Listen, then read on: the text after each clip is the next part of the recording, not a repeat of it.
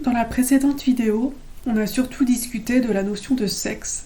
On a vu que Ramu, dans son article, tend à réaffirmer la validité de la bicatégorisation sexuelle mâle-femelle chez les mammifères, humains y compris donc, alors même que cette bicatégorisation fait l'objet de critiques en épistémologie de la biologie. Par ailleurs, Ramu n'évoque que brièvement la notion de genre, alors même qu'il affirme l'importance de la distinguer du sexe et l'importance de bien définir les deux notions. Pour finir, j'ai émis l'hypothèse que Ramu entretient finalement l'amalgame sexe-genre, car il défend en fait un point de vue déterminisme du sexe sur le genre. Dans cette troisième vidéo, je vais m'attarder sur un paragraphe précis du deuxième article de Franck Ramu. On est bien toujours en train de critiquer le dossier sexe et genre du numéro 347 de la revue Sciences et Pseudosciences édité par la FIS. Dans ce paragraphe, il s'appuie sur des postulats issus de la psychologie évolutionniste pour développer un propos plus que fumeux. En effet, dans un paragraphe intitulé « Distinguer sexe et genre », Ramu nous offre un exemple typique de discours inspiré de la psychologie évolutionniste. Je vais en lire une partie. Distinguer sexe et genre. Il existe une tendance courante à remplacer le mot sexe par celui de genre, voire à rendre interchangeables les deux termes en estimant que la barrière entre les deux concepts ne tient plus face à la démonstration du caractère profondément social de ce sexe présumé naturel. Entre parenthèses, préface de l'ouvrage Le genre des sciences. Les deux concepts sont différents, mais lequel régit la vie en société ? La plupart de nos interactions sociales sont fondées sur l'apparence des gens, donc a priori sur l'expression de genre, et non sur le sexe. Les plombiers qui viennent chez nous ou les boulangers qui nous servent ont une apparence plus ou moins masculine, plus ou moins féminine. C'est sur cela que l'on se base pour interagir avec eux, le sexe réel restant difficile à vérifier, mais la question est plus complexe. Certes, l'expression de genre est ce qui est en général perceptible, mais nous pouvons faire l'hypothèse qu'en réalité ce qui nous intéresse, c'est de connaître le sexe des autres. L'expression de genre n'est qu'un indice pour déterminer le sexe. En effet, si l'on adopte un point de vue évolutionnaire, pour les organismes sexués que nous sommes, il est important d'identifier immédiatement qui sont les mâles et qui sont les femelles. Il est nécessaire de savoir qui sont les partenaires sexuels potentiels, qui sont les compétiteurs sexuels potentiels, et également quels sont les agresseurs sexuels potentiels, pour les femmes essentiellement. Alors là, petite parenthèse, je vois là une naturalisation des comportements sexuels violents que je trouve extrêmement problématique. D'un seul coup d'œil, dans une assemblée, nous cherchons à catégoriser les participants en hommes ou en femmes, plus précisément en mâles ou en femelles. Le fait que notre cerveau soit capable de le faire est un caractère adaptatif qui contribue d'une certaine manière à augmenter notre descendance. Dit autrement, nos ancêtres qui avaient cette capacité à très rapidement catégoriser les mâles et les femelles autour d'eux auront peut-être laissé derrière eux plus de descendants que nous sommes, que ceux qui n'avaient pas cette capacité.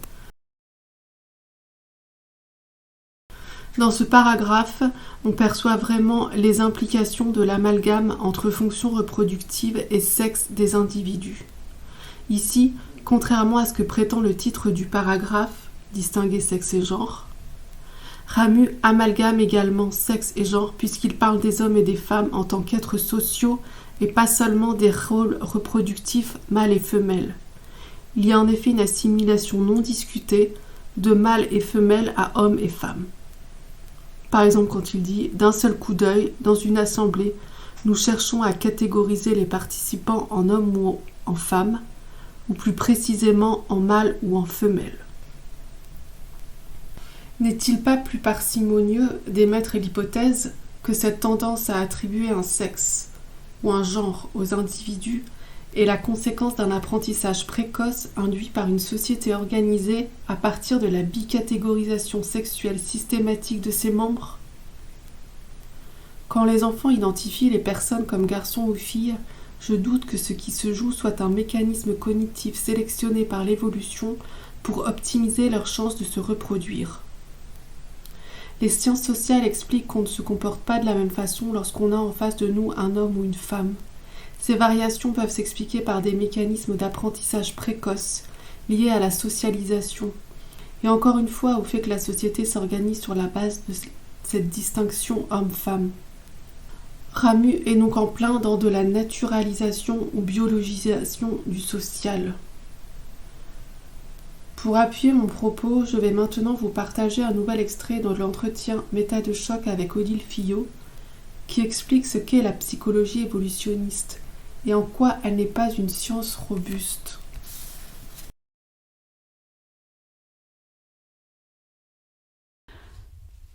Alors il y a un acteur, on va dire un groupe d'acteurs qui est assez présent sur la scène de ces questions, c'est la psychologie évolutionniste. Est-ce que tu peux nous expliquer ce qu'est la psychologie évolutionniste, ce qu'elle peut apporter dans ce débat et ses limites aussi, puisque chaque champ a ses limites. Bon, en gros, la psychologie évolutionniste, c'est une approche qui s'est développée donc au sein de la psychologie au tout début des années 90, c'est une réflexion, on va dire, qui est basée sur l'hypothèse selon laquelle, au cours de l'évolution, certaines prédispositions cognitives et comportementales ont été sélectionnées, donc les prédispositions qui sont contrôlées génétiquement, ont été sélectionnées parce qu'elles maximisaient la descendance en fait, des individus qui manifestaient les dispositions en question. Et que donc, à l'heure actuelle, dans l'espèce humaine, il y a un certain nombre de choses comme codées en dur, en fait, génétiquement, des espèces de modules cérébraux, de même que, par exemple, nos mains, nos yeux, etc., ils ont été raffinés, forgés, voilà, effectivement, optimisés au cours de notre histoire évolutive. Ben, de la même façon, on aurait dans le cerveau des petits modules pour sélectionner un partenaire sexuel, pour se comporter de telle ou telle manière dans telle ou telle situation. Donc, en particulier quand cette approche est appliquée à la question des différences entre hommes et femmes, ce qui est très fréquemment le cas en fait. Oui, c'est surtout là qu'on en entend parler en fait. Voilà, on entend beaucoup parler, ça porte aussi sur d'autres sujets, mais c'est vraiment un des focus de cette discipline. Donc ça va amener à dire en particulier, voilà, regardez, on constate telle ou telle différence comportementale, par exemple. Ce sont plus souvent des hommes qui harcèlent sexuellement les femmes que inversement.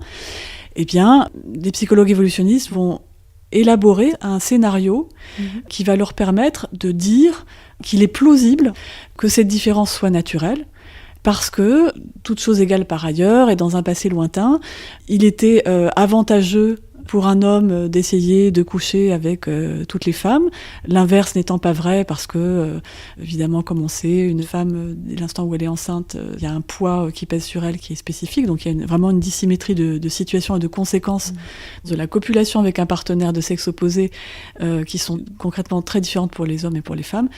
Et donc, on va dire, certainement, cette différence comportementale qu'on constate aujourd'hui, elle a certainement quelque chose à voir avec une prédisposition codée en dur qui a été sélectionnée parce que, concrètement, ça maximisait les chances de survie de l'espèce. Pas de survie de l'espèce, mais non, c'est pas au niveau de l'espèce, c'est là, parce que c'est vraiment au niveau des hommes et des femmes. Des individus. C'est-à-dire qu'avoir un maximum de rapports sexuels avec n'importe qui, y compris en forçant l'autre, ça me permettait de maximiser le nombre de descendants des hommes. Et donc, si une prédisposition à avoir ce comportement était codée génétiquement, les variantes génétiques prédisposant à ce comportement se sont trouvées de plus en plus répandues puisque ça maximisait la descendance. C'est ça la logique. Mais du côté des femmes, comme ça ne maximisait pas la descendance, ce genre de prédisposition n'a pas été sélectionné. Donc ce sont des hypothèses. Oui, parce que tu parles de psychologie, alors qu'après, quand tu parles de ces théories, elles ont l'air d'être des théories biologiques. C'est une démarche de psychologie au départ. Oui, ça relève de la psychologie au départ, puisque les personnes qui travaillent dans ce paradigme, leur objectif, c'est de comprendre fondamentalement la psychologie humaine. C'est pourquoi les gens se comportent comme ci ou comme ça. Donc on est vraiment dans la psychologie au sens large. Après, effectivement, les théories qu'ils élaborent, les scénarios qu'ils élaborent, font appel à des hypothèses biologiques. Mais une fois qu'on est face à un scénario, comme sur l'exemple que je viens de donner, On peut être plus ou moins convaincu, se dire bon, oui, effectivement, ça peut paraître plausible, peut-être, oui, ça fait sens, mais ça n'apporte absolument rien à la question qu'on se pose Sur la biologie. sur la biologie. C'est-à-dire, oui, il faudrait qu'à côté de ça, il y ait des recherches biologiques qui puissent tester ces hypothèses. Qui puissent tester. Alors, le scénario évolutif, de toute façon, on ne pourra pas le tester parce qu'on ne va pas pouvoir aller voir les femmes préhistoriques. Se reporter plusieurs centaines de milliers d'années en arrière et voir comment ça se passait.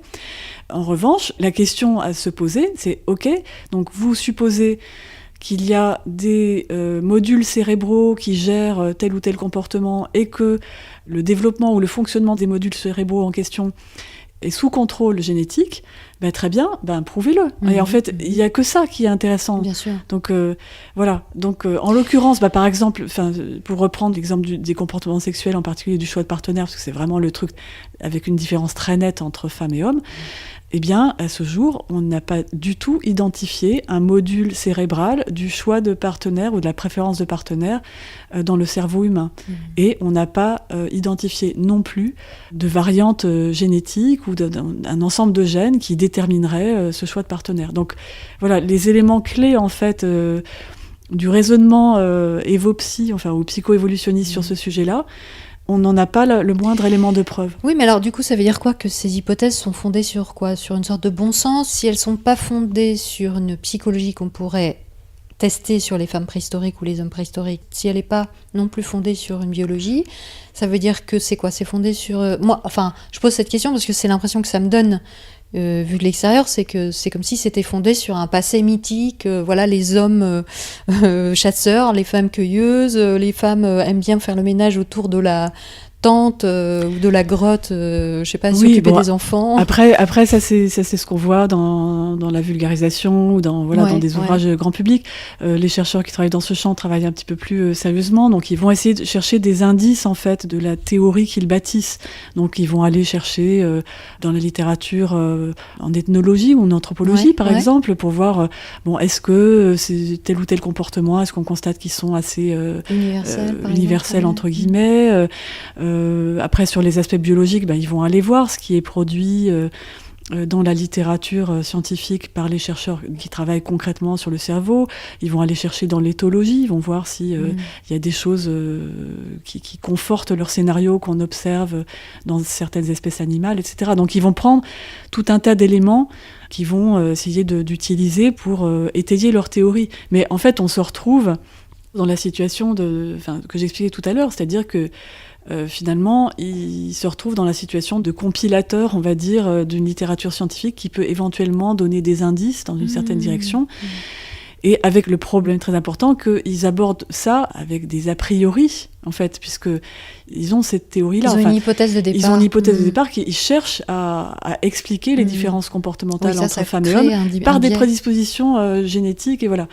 Donc, évidemment, ils vont avoir tendance à aller faire ce qu'on appelle du cherry picking, c'est-à-dire aller chercher dans la littérature scientifique ce qui va conforter leur hypothèse, et puis...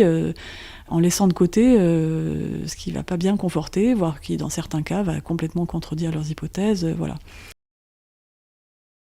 Donc, Ramu adopte un point de vue évolutionnaire, comme il le dit, mais sans faire référence aux nombreuses limites de ce point de vue, sans évoquer l'absence de preuves qui permettraient d'étayer ces idées qu'il développe.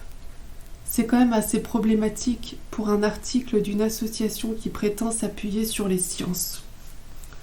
À la fin de la précédente vidéo, j'émettais l'hypothèse que Ramu défendait un point de vue déterministe du sexe sur le genre. Revenons un peu sur ce point.